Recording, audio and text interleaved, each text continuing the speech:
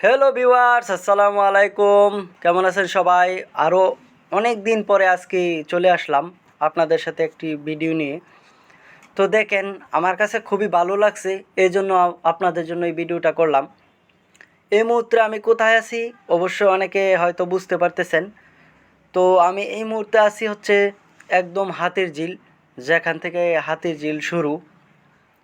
তো হাতির ঝিলে আসলে এই কর্মটা থেকে, কাজটা থেকে আমার খুব ভালো লাগছে যে হাতির ঝিল এতটা নোংরা হয়ে গেছে বলার বাইরে।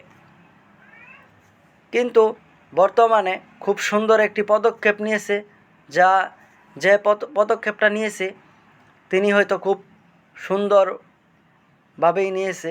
দেখেন ময়লাগুলো কত সুন্দর করে পরিষ্কার করে ফেলতেছে। এই দিকটা দেখেন, পারে শুধু ময়লা আর ময়লা, বোতল, পলিথিন, বিভিন্ন রকমের ময়লা, পটেটো চিপস প্যাকেট, বিভিন্ন ধরনের প্যাকেট এখানে জমা আছে। এতে করে পানি আরও বেশি বেশি দূষিত হয়ে যাচ্ছে। তো যিনি এত সুন্দর পদক্ষেপটা নিয়েছেন তার জন্য অসংখ্য ধন্যবাদ জানাই ওনাকে। আশা করি এভাবে সব সময় পরিষ্কার পরিচ্ছন্ন থাকবে হাতির ঝিল, তাহলে সবাই একটু আনন্দ পাবে ঘোরাঘুরি করতে এসে। এখানে বসলে এতটা পানির, পচা পানির গন্ধ আসে যা বলার বাইরে। যেখানে আমরা একটু শ্বাস ফালানোর জন্য শহরের